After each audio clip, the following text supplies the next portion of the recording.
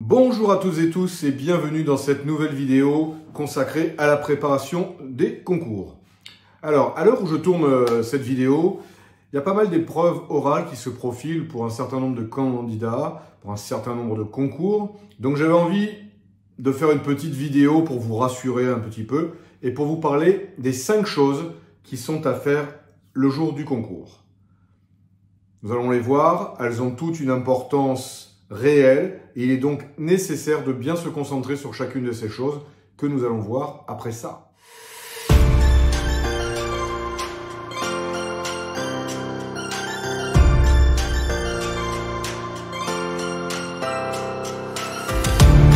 La première chose à faire lorsque l'on va passer un oral de concours, le jour du concours, c'est pas exactement le jour du concours que ça va se faire, c'est la veille du jour du concours.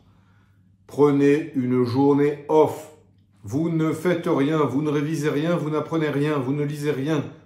Vous vous reposez, vous faites du sport, vous regardez la télé, vous regardez toutes les séries Netflix que vous avez de retard en raison de votre préparation au concours, mais vous ne travaillez pas.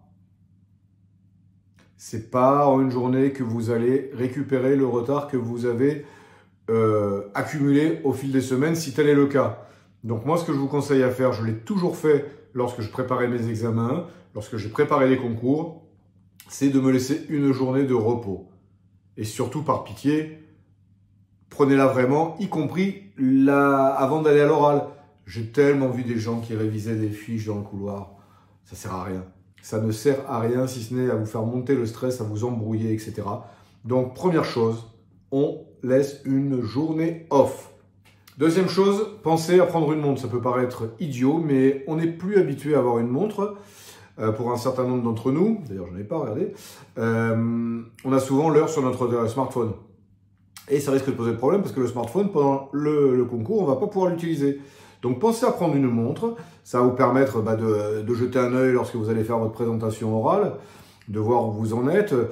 Ça va vous permettre de voir si vous êtes en retard, en avance. Et puis là, c'est toujours bien d'avoir une montre parce que ça rassure sur le temps qui passe dans l'épreuve de concours lorsqu'on est en difficulté. Donc pensez-y, c'est important. Une montre classique qui montre l'heure avec un écran qui se voit tout le temps. Parce que si c'est une montre connectée, il peut arriver que ça s'éteigne. Donc prenez une montre à l'ancienne, le temps du concours, peu importe, vous pouvez la poser sur la table. Il n'y a aucun souci, mais ça va vous aider à bien gérer votre temps. Troisième conseil, ça je vais vous le donner après m'être présenté. Pour ceux qui ne me connaissent pas, je suis Stéphane Murassiol, je suis directeur des ressources humaines dans la fonction publique, dans une collectivité territoriale.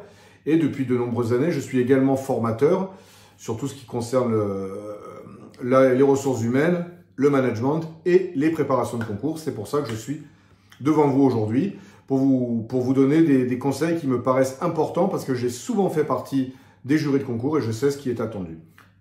Troisième conseil que vous attendiez, prévoyez à manger et à boire.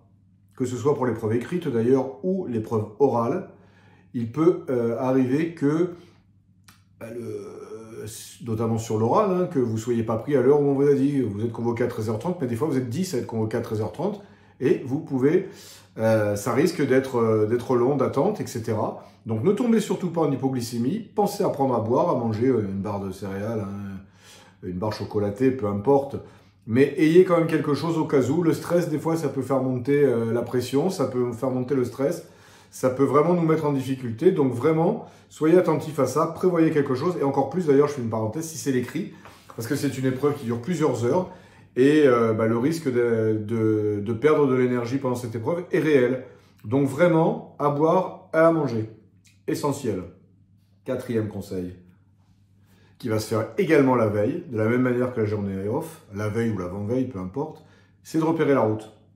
Évitez-vous les sources de stress supplémentaires. Si vous ne savez pas où est le centre d'examen exactement, ne vous dites pas je mettrai Waze ou une appli quelconque demain, parce qu'il est important aussi de mesurer le temps pour y aller, de mesurer le temps pour se garer.